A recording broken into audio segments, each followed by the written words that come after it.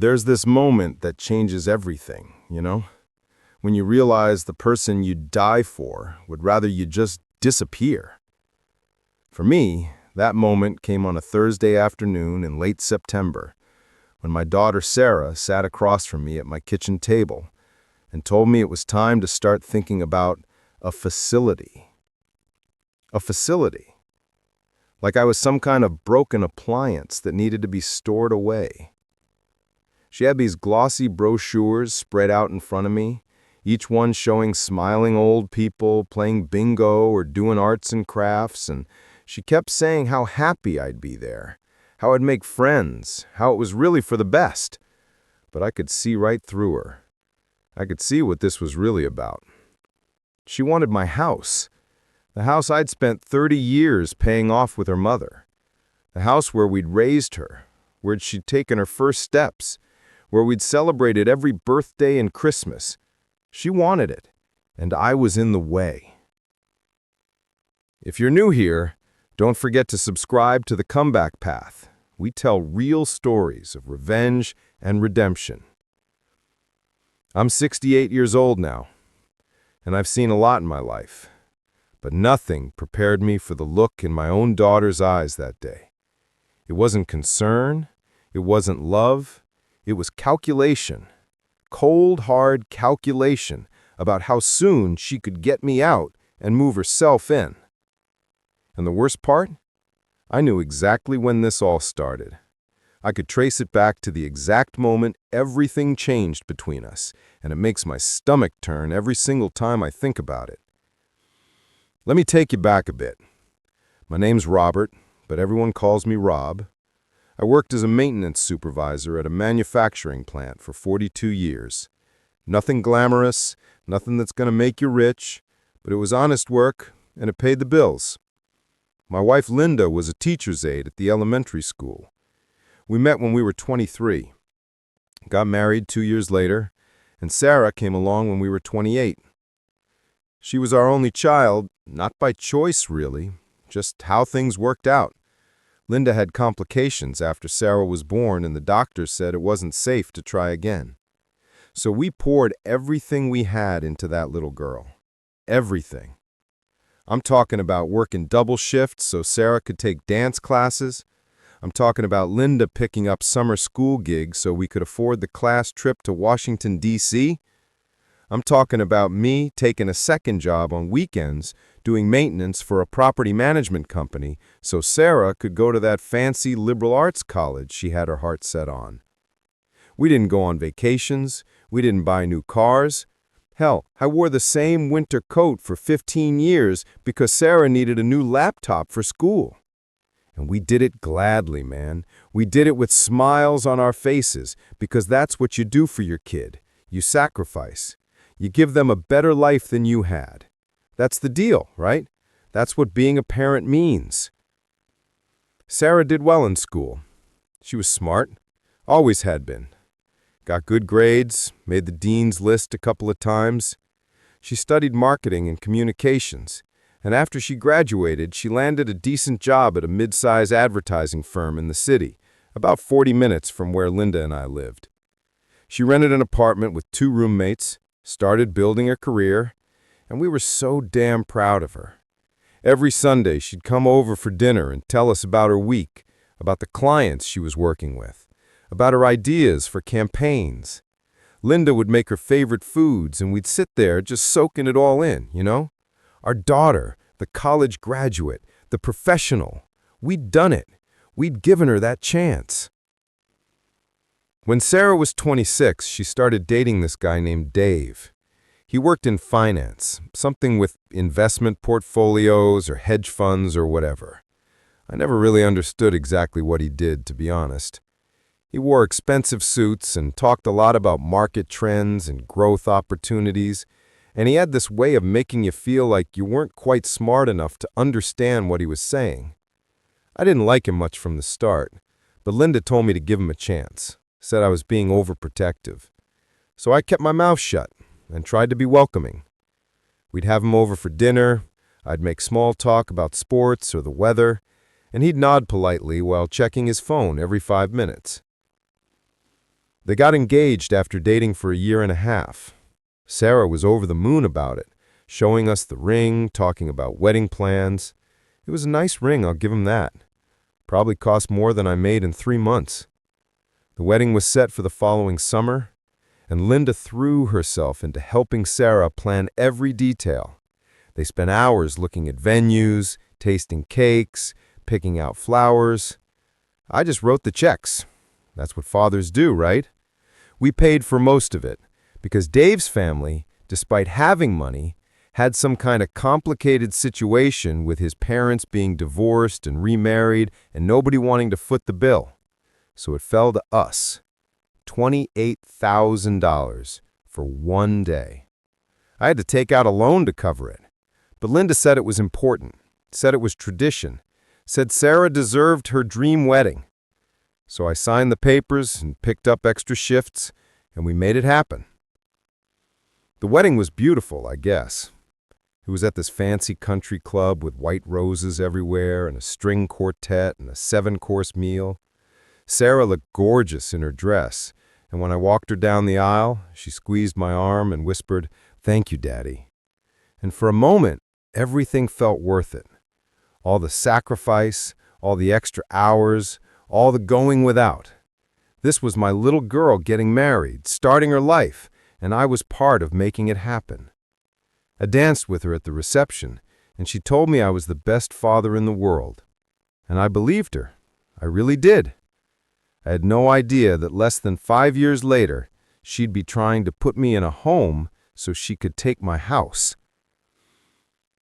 After the wedding, things were good for a while. Sarah and Dave bought a townhouse about 20 minutes from us. It was nice, modern, had a little yard. Not huge, but decent for a young couple starting out. Dave's career was going well, and Sarah got promoted to account manager at her firm. They seemed happy, or at least they seemed like they were doing okay. They'd come over for holidays, for birthdays, for the occasional Sunday dinner. But I noticed something changing.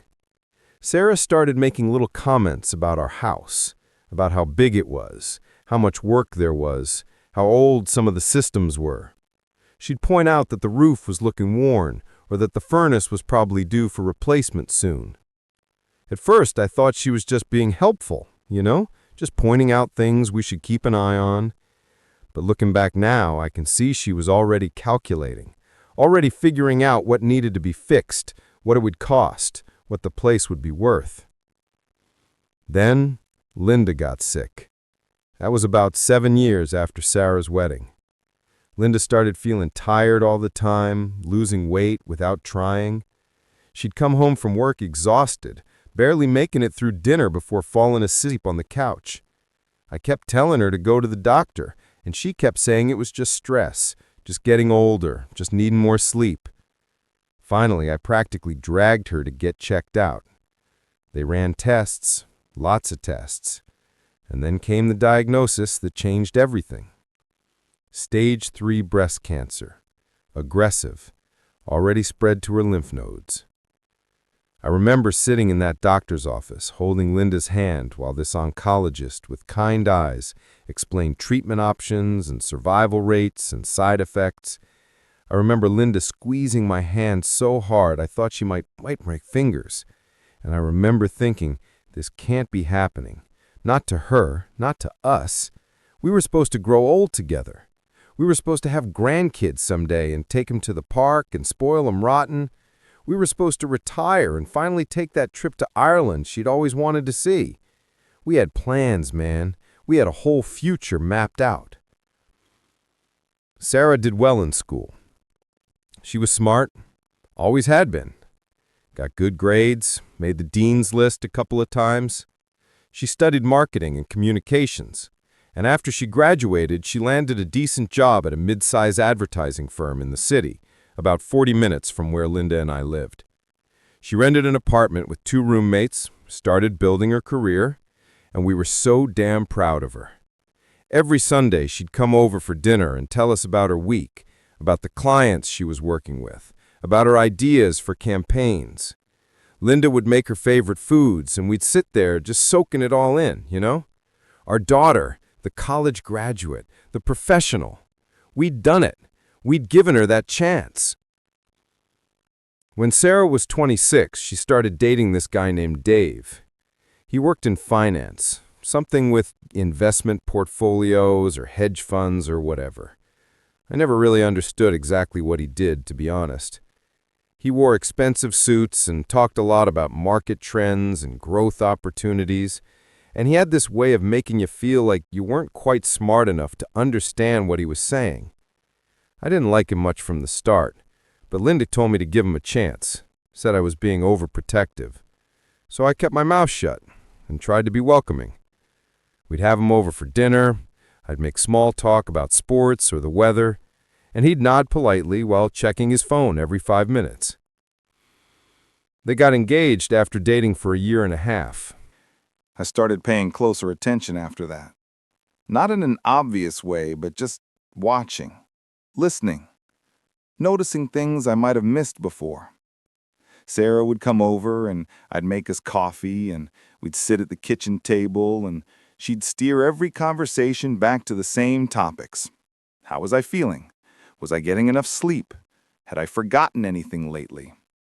That last one really got under my skin, you know?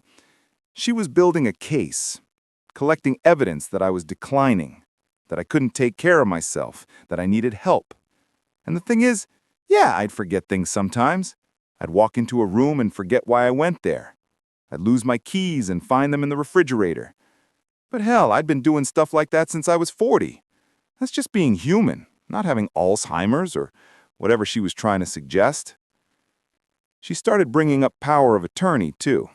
Real subtle at first, just mentioning that it might be good to have someone who could make decisions for me if something happened, if I got sick or had an accident. She said it was just practical planning, that all responsible adults should have these things in place. And maybe she was right about that in general, but the way she said it, the way her eyes lit up when she talked about it, I knew it wasn't about protecting me. It was about controlling me, about getting access to whatever I had left so she could make decisions without my input. Dave would chime in with all this financial advisor talk, saying how important estate planning was, how I should really think about setting things up properly while I was still of sound mind. That phrase right there, sound mind, like he was already questioning whether I was. They were a team, working together, and I was the target. My own daughter and her husband, plotting how to push me out of my own life. It made me sick to my stomach. I started avoiding their visits when I could. I'd see Sarah's car pull up and I'd pretend I wasn't home. I'd let her calls go to voicemail. When I did talk to her, I kept things short, surface level. How's work? How's Dave? Yeah, I'm fine. Thanks for checking in. Gotta go. She noticed, of course. Started asking if I was upset with her, if she'd done something wrong. I'd tell her no, just tired, just busy, nothing to worry about. But inside, I was furious, hurt, betrayed in a way I didn't know was possible by your own kid. The worst part was, I couldn't even talk to Linda about it. She was gone, and I was dealing with this nightmare alone. I'd sit in our bedroom at night, looking at her picture on the nightstand, and I'd talk to her like she could hear me. I'd tell her what Sarah was doing, ask her what I should do, beg her for guidance. Obviously, she didn't answer, but somehow it helped a little. Just saying it out loud, even to an empty room, made it feel less crazy. I thought about talking to Michael about it. He'd been so generous with the house situation, and he checked in on me regularly. But I felt embarrassed, ashamed that my daughter was treating me this way. What kind of father raises a kid who turns out like this? Where did Linda and I go wrong? I kept replaying Sarah's childhood in my head, trying to find the moment we screwed up, the thing we did or didn't do that turned her into someone who could look at her grieving father and see nothing but an obstacle to real estate. Work became my escape. I was still doing maintenance at the plant, and even though I was eligible to retire, I kept going. The routine helped, the physical work helped. My coworkers were good people who didn't ask too many questions when they saw I was having a rough time. I'd lose myself in fixing machines, repairing systems, solving concrete problems that had clear solutions, unlike my situation with Sarah, where nothing was clear and there were no easy fixes. I also started spending more time at the VA center. I'm a veteran, did 4 years in the Army back in my early 20s. Nothing dramatic, just regular service. But the VA had a volunteer program where vets could help other vets.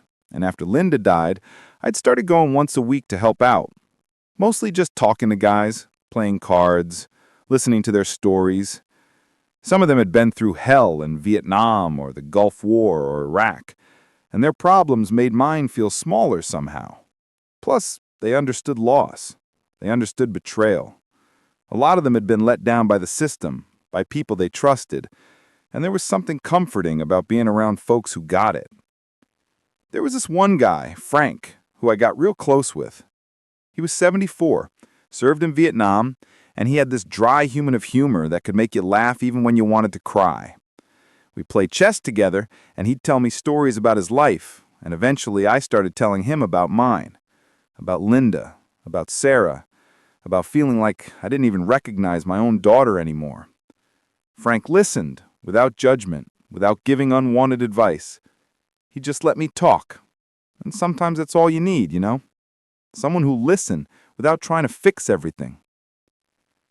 One day, Frank said something that stuck with me. He said, "People show you who they are when they want something from you, and it's up to you whether you believe them the first time." He said his own son had tried to pull something similar years ago, trying to get Frank declared incompetent so he could control his disability payments. Frank had fought back, got a lawyer, protected himself. He said it was the hardest thing he ever did, because you want to believe your kids love you for you, not for what you have.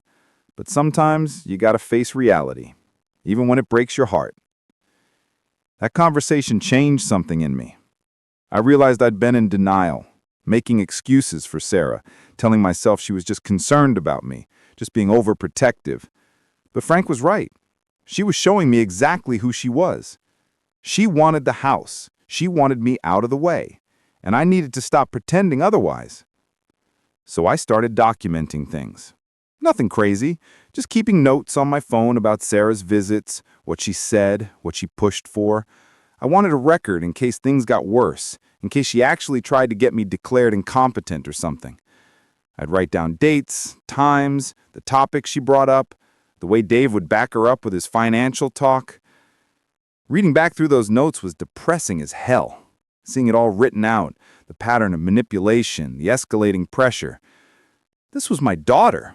The little girl I'd pushed on swings and taught to ride a bike and walk down the aisle. How did we get here? Around this time, maybe 10 months after Linda passed, Sarah brought a realtor to the house. She called ahead, said she was coming by with a friend who was in real estate, said this friend had some ideas about home values in the neighborhood that might interest me. I should have said no. Should have told her I wasn't interested. But I was still trying to keep the peace, still trying to be the understanding father. So I said, okay, come on over. The realtor's name was Melissa. She was probably in her 40s, blonde, wore too much perfume and too much jewelry. She had this fake enthusiasm that grated on my nerves immediately. She walked through my house like she owned it, commenting on the good bones of the place, the potential, the things that would need to be updating to maximize value. She talked about staging and curb appeal and comparable sales in the area. Sarah followed her around, nodding eagerly, asking questions about the process of selling, about how long it typically takes, about what kind of price range we might be looking at. I stood in the kitchen doorway, watching this circus, and something inside me just snapped. I asked Melissa real direct, who hired her? Who was she working for? She got flustered, looked at Sarah, and Sarah jumped in, saying she just asked Melissa to take a look as a favor, to give us some information, no commitment, just exploring options. I said I wasn't exploring any options. I wasn't planning to sell, and this whole thing was a waste of everyone's time. Melissa left pretty quickly after that, and Sarah stayed behind trying to do damage control. She said she was just trying to help. Said she could see I was struggling alone in this big house. Said she was worried about me. Said wouldn't it be easier to have something smaller, more manageable, with less upkeep?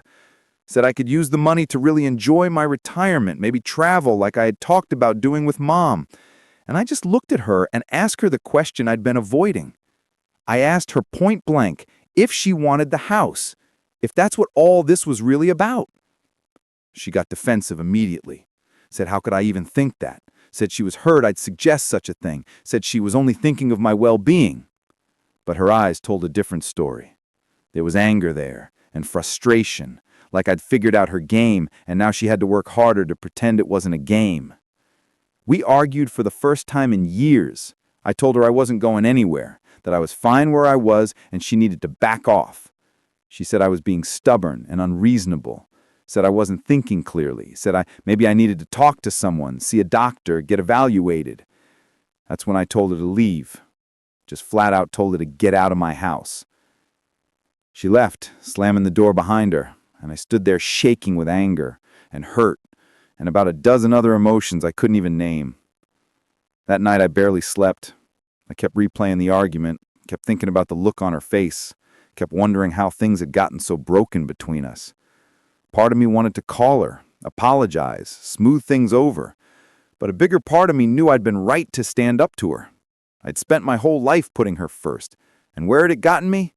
Here, alone, being manipulated by the person I'd sacrificed everything for. The next morning, I called Michael. I told him everything. About Sarah's behavior, about the realtor, about her pushing for power of attorney. I told him I thought she didn't fully understand our arrangement with the house, that she seemed to think it was mine, or that it would eventually be mine, or somehow she'd inherit it. Michael got quiet for a long time. Then he said something I wasn't expecting. He said this wasn't just about Sarah wanting the house. The plan started taking shape in my mind. Detailed, strategic. A bit ruthless, maybe, but justified given what she'd put me through. I'd wait until after the court case. Let her lose her guardianship petition. Let her see that I was fully competent and capable.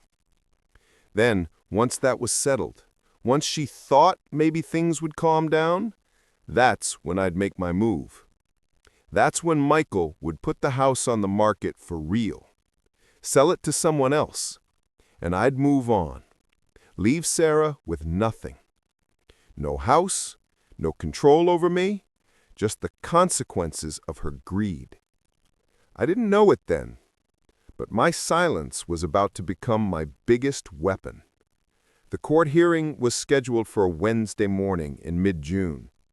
I remember that morning like it was yesterday. I got up early, around 5, even though the hearing wasn't until 9. Couldn't sleep anyway. I made coffee, stood on the back porch watching the sun come up over the neighborhood. The same neighborhood where I'd lived for 3 decades. Where I'd watched Sarah grow up. Where Linda and I had built our life. It felt different now, though. Like I was seeing it from the outside. Like I was already gone. I put on my best suit, the one I'd worn to Linda's funeral. It still fit pretty well. Maybe a little loose because I'd lost weight from stress, but it looked respectable. Patricia had said appearance mattered, that I needed to look put together, competent, like someone who had their life in order. Michael came by to drive me to the courthouse. He said I shouldn't go alone, that he wanted to be there to support me. I appreciated it more than I could put into words. The courthouse was one of those old buildings with marble floors and high ceilings that made every sound echo. We met Patricia in the lobby, and she went over everything one more time. What to expect, how to answer questions, how to stay calm no matter what Sarah or her lawyer said. She told me to look the judge in the eye, speak clearly, be respectful but firm. I nodded along, taking it all in, feeling this strange sense of calm settling over me. I'd been so anxious for weeks, but now that we were here, now that it was actually happening, I felt steady, ready. Sarah was already in the courtroom when we walked in. She was sitting at a table with her lawyer, a middle-aged guy in an expensive suit who looked like he did this kind of thing every day. Sarah didn't look at me when we entered, just kept her eyes down, pretending to read through some papers. But I could see her hands shaking slightly. Maybe she was nervous too. Or maybe she was just committed to playing her role, the concerned daughter doing a difficult but necessary thing. Dave wasn't there. That surprised me a little. I'd figured he'd show up to support his wife, but maybe their lawyer had advised against it. Maybe they thought it would look better if it was just Sarah, the devoted daughter, alone in her worry for her father. Whatever the reason, his absence felt telling. Like even he knew this was wrong, but couldn't bring himself to stop it. The judge was a woman, probably in her late 50s, with sharp eyes and a no-nonsense expression. She called the case, and Sarah's lawyer stood up and started his presentation. He talked about me like I wasn't sitting right there in the room. Said I was exhibiting signs of cognitive decline, social withdrawal, poor judgment. He mentioned that I'd become isolated, that I wasn't maintaining my property properly, that I'd been resistant to family support and intervention. He painted a picture of a confused old man who needed help but was too stubborn or too far gone to recognize it. It was surreal, hearing myself described that way, like he was talking about someone else entirely. None of it was true, but he said it with such confidence, such conviction, that for a moment I wondered if someone who didn't know me might actually believe it. Then Patricia stood up for our turn, and I felt that calm certainty settle back in. Patricia was methodical and thorough. She presented my cognitive evaluation showing perfect results. She had statements from my employer saying I never missed a day of work, never made errors that suggested decline, was reliable and competent in my duties. She had documentation of my finances showing I paid all my bills on time, managed my accounts properly, had no indicators of financial mismanagement. Then she called me to speak directly to the judge. I stood up and walked to the witness stand. Felt Sarah's eyes on me for the first time that day. I looked at the judge and answered every question she asked. Yes, I understood why we were here. No, I had not experienced any memory problems beyond normal age-related occasional forgetfulness. Yes, I managed my own finances and household. No, I did not feel I needed a guardian. Yes, I understood my daughter was concerned, but her concerns were not based in reality. The judge asked me about my relationship with Sarah. I took a breath and told the truth. I said we had a good relationship for most of my life, but that it had deteriorated after my wife's death. I said my daughter had become focused on my living situation and had been pressuring me to move out of my home. I said when I resisted, she escalated her efforts, and this guardianship petition felt like a continuation of that pressure rather than genuine concern for my well-being. Sarah's lawyer objected, said I was mischaracterizing my daughter's intentions. The judge told him she wanted to hear what I had to say. So I continued. I said I loved my daughter, but that I believed her motivations were complicated by her interest in the property where I lived. I said I was fully capable of managing my own life and that I was asking the court to deny the petition. The judge asked Sarah if she wanted to speak. Sarah stood up, and her voice cracked when she started talking. She said she was just worried about me. Said I'd changed since her mother died. Said I'd pushed her away when she tried to help.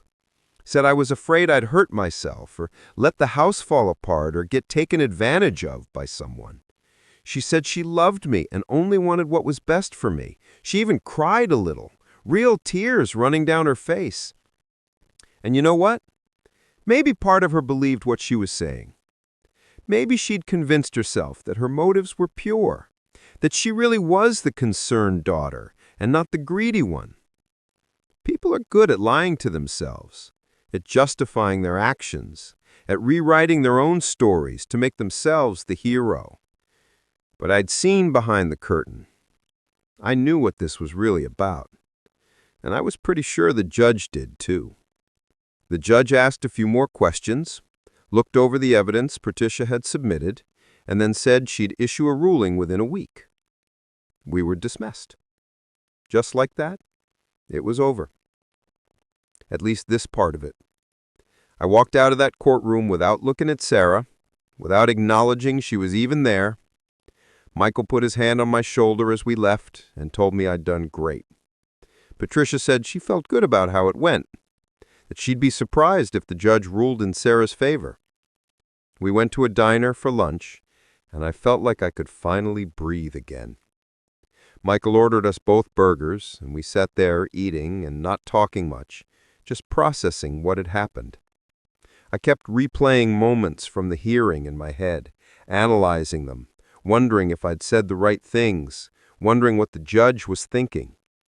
But mostly, I felt proud of myself. I'd stood up there and told my truth. I'd defended myself against my own daughter's attempt to control me. That took something, you know.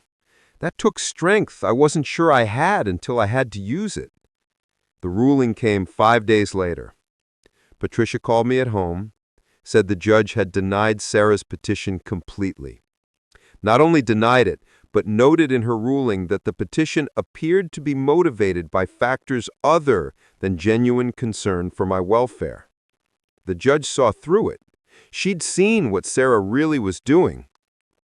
Patricia said this ruling would be part of public record, that if Sarah ever tried something like this again, this would be there showing a pattern of inappropriate behavior. I sat down on the couch after that phone call and just let the relief wash over me. It was done. Sarah had lost. I was still in control of my own life. Nobody could force me into a home or take away my autonomy. I'd won. But the victory felt hollow, somehow. Because what had I really won? I'd defeated my daughter in court. I'd proven she was wrong about me. But I'd also confirmed that our relationship was broken beyond repair. That she'd actually tried to do this to me. That was a truth I couldn't unfeel, no matter how the court ruled. Michael came over that evening with a bottle of decent whiskey to celebrate. We sat on the back porch and had a couple of drinks, and he told me he was proud of me. Said not everyone would have the guts to fight back the way I did. Said a lot of people would have just caved, let their kids push them around, accepted being controlled because it seemed easier. But I'd fought